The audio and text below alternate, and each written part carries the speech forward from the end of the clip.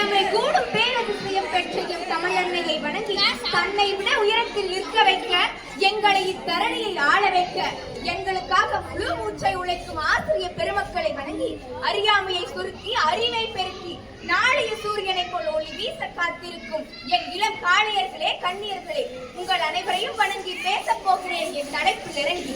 நான் இங்கு பேச வந்துள்ள தலைப்பு கர்ம வீரர் காமராசர். காமராசர் தாய்நாட்டில் பணியில் தம்மை முழுமையாக ஒப்படைத்துக் கொண்ட தியாகத்தின் ஒளிவிளக்கு.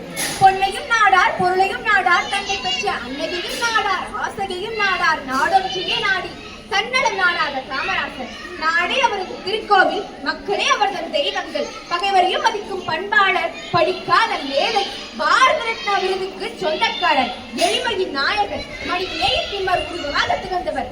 அரசியலில் வாய்மை, நேர்மை, உண்மை, எளிமை, அஞ்சாமை ஆகிய அனைத்தையும் கடைபிடித்தவர்.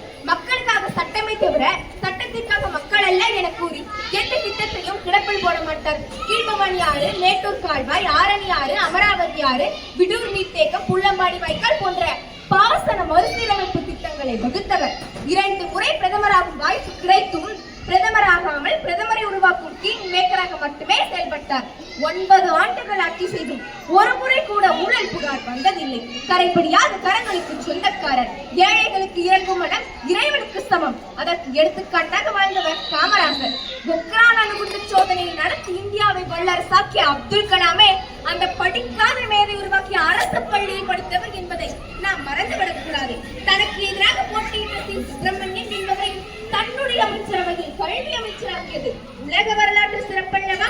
தோளில் தனக்கு போட்ட துண்டை வைத்து தொண்டு செய்தவர் நம்முடைய பெருந்தலைவர் காமராசர். காமராசர் தனி மனிதன் அல்ல, தமிழின் அரண் சார்ந்த ஆட்சியை தந்த மறவன்.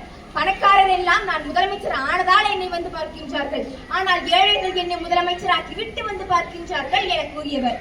வள்ளுவர் கூறிய தன் குற்றம் நீக்கி பிறர் குற்றம் காண் தீர்ப்பில் என் குற்றமாகும் இறக்கு என்ற குரலுக்கு பொருத்தமாக வாழ்ந்து காட்டியவர்.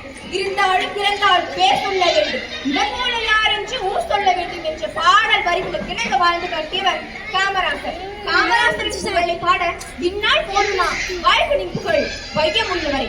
காமராசர் சிம்மாசனத்தையும் சிறைவாசத்தையும் ஒன்றாக பார்த்ததால் தான் அவர் சிம்மாசனத்தில் இருந்ததும் 9 ஆண்டுகள், சிறைவாசத்தில் இருந்ததும் 9 ஆண்டுகள். காமராசருக்கு விருது பெற அரசிடம் விருது இல்லை. எனவேதான் அவர் பிறந்த ஊருக்கு விருதுப்பட்டி என பெயர் வைத்ததோ என்னவோ. காமராசர் காந்தியை உண்மையாக நேசித்ததற்கு ஒரே சான்று காந்தியின் பிறப்பும் காமராசரின் பிறப்பும் ஒரே நாளில் வருவதுதான்.